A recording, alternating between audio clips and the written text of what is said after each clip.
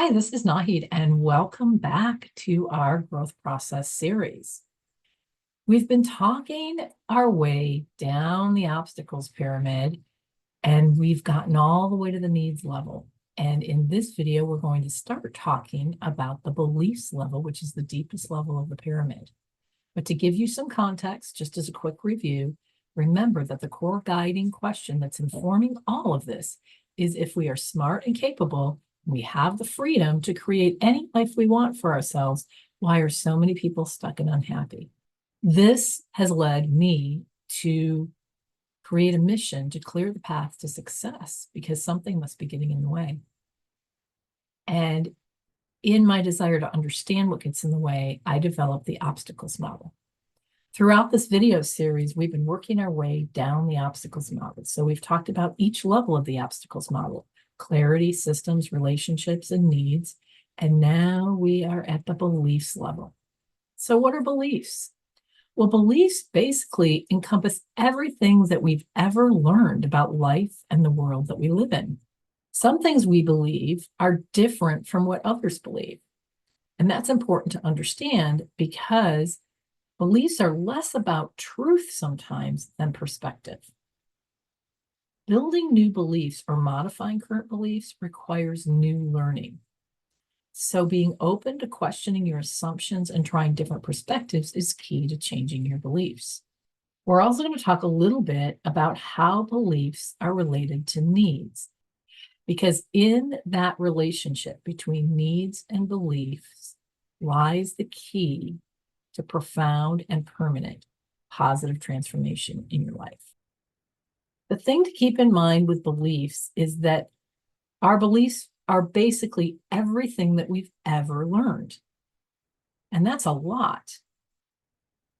But most of the beliefs that we have serve us and serve us well, just like most of what we've learned in life serves us and serves us well. There's only a small subset of beliefs that don't serve us. And the beliefs that don't serve us tend to be very specific to things that we learned when we were young children. And the reason for that is that the way that we explain the world to ourselves when we're young is much simpler than what we can understand about it as an adult. I think one example that I've thought about using is Santa Claus. We'll tell a Santa Claus story to a child, and it can be very joyful. But we don't tell that same Santa Claus story to an adult because it doesn't hit the same way. So the way a child thinks about the world is much more concrete and much simpler. But a lot of what we've learned as a child, we use as a basis for how we live the rest of our life. The most important thing to learn as a child is how to survive in this world.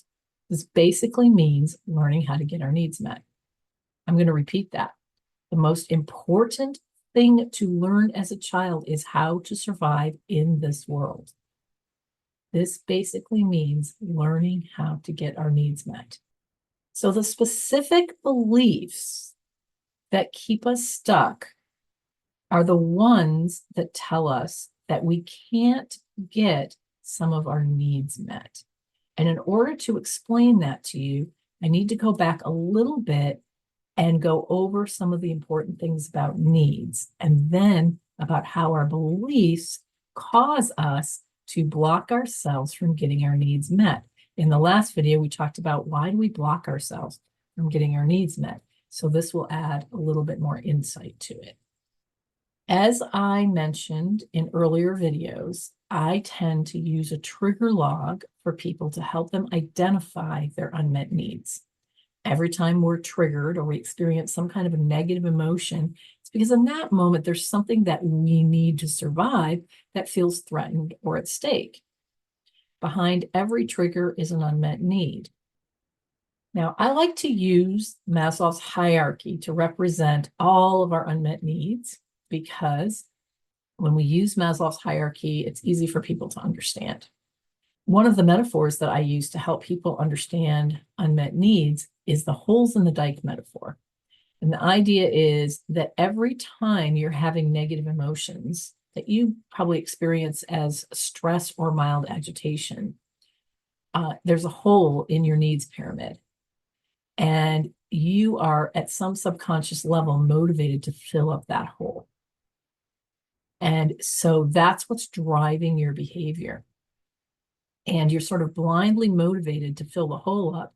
And you can spend your whole life in this cycle of being stressed and desperately trying to plug all the holes in your dike and hoping for the day when all those holes will be plugged so that we can finally focus on what we want and be happy. Because only when your needs pyramid has no holes in it do you feel that sense of well-being and happiness and confidence and courage, or at least if the holes are temporarily patched. So you can go for a while feeling thirsty or with a headache or feeling lonely or feeling disrespected and survive just fine. But those are temporary things. And if they go on for a really long period of time, they start to wear you down. So the other thing that we talked about in an earlier video is how we block our needs from getting met. And that didn't make any sense. It makes more sense when you start thinking about beliefs. So the reason we block our needs from getting met is because we don't trust that we can depend on them getting met. And this has to do with what we learned as a child. So when you're a child, if you learn that there's an abundance of love for you, and an abundance of safety for you, and an abundance of positive regard, and an abundance of empowerment, or an abundance of money, let's just say, then when those things are given to you, you freely receive them. It's just like if you're in this big villa in a desert climate, but you've been told and you believe that there's an abundance of water, then if someone hands you a bottle of water when you say that you're thirsty, you don't think another thing of it and you just drink it. But let's say that you learned when you were young that certain things that you needed to survive were very difficult for you to get. So let's take the water as an example. Let's say you grow up in a desert climate and you learn that water is scarce.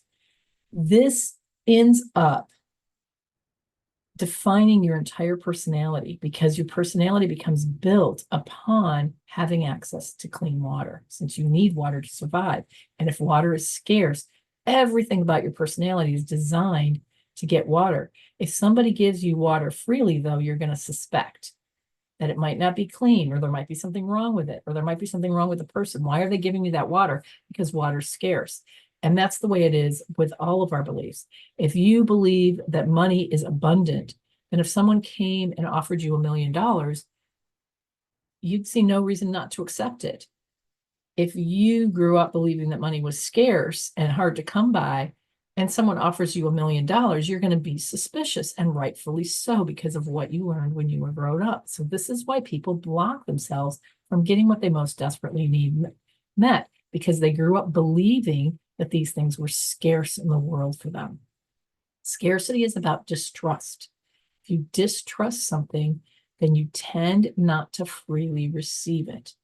And so one of the reasons we block ourselves from getting what we most need is because we believe that that is scarce in the world. And so we don't trust that it's abundant, and so that we're suspicious. And that works from everything when it comes to love, right? We don't believe that love is abundant for us anyway. Maybe we believe there's something wrong with us and no one would love someone like us, right? So I'm still using the basic concept of scarcity and abundance, even with subtle things like acceptance and appreciation and respect from others. Maybe we don't believe that getting respect is ever going to be abundant for us because we don't feel like we're the kind of person that people would normally respect. Maybe we didn't get a lot of respect when we were little. Maybe we were the youngest child or something of a big family, and people didn't pay that much attention to us. So that's how scarcity and abundance and our beliefs about what we need and whether it's scarce or abundant is so relevant to the whole needs story and the whole belief story, and where beliefs and needs interact. So what's the source of the culprit now? The guiding question was, why can't we build the life that we want? One of the core reasons we can't build the life that we want is because we have a lot of unmet needs and we're just trying to survive in the world. Well, why can't we get those needs met? Well, first of all, because we don't know what they are. We're not even paying attention because they're subconscious. But second of all, because when we start thinking about getting them met, we run into our belief that they're not easy to get met, that they're scarce out there.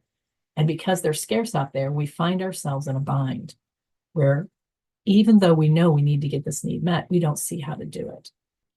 So let's rise up again and look at our goal. Our goal is to learn how to easily get our needs met. Then we'll rarely feel triggered, drained, or overwhelmed. And instead, we'll spend most of our time feeling clear, calm, and confident. And this will lead to an ease related to pursuing and successfully creating the life that we want for ourselves. So beliefs are about learning. We've learned as a child that it was difficult to get certain things that we need met. We've blocked ourselves from getting those needs met as an adult. And now we need to reteach ourselves how to get those needs met. And that's very possible because we are very different as adults than we were as children. When we were children, we were completely dependent on whoever was raising us. And those people represented our whole world. We were small, we were powerless. So there's a lot different about our lives and our capabilities between now and when we were little and we first learned these things. But we never re-examine what we learn if we don't think to re-examine it. So that's what the beliefs level, the obstacles pyramid is all about. In our next video, we're going to show you how to identify your limiting beliefs so that then you can begin to work to change them. Looking forward to seeing you there.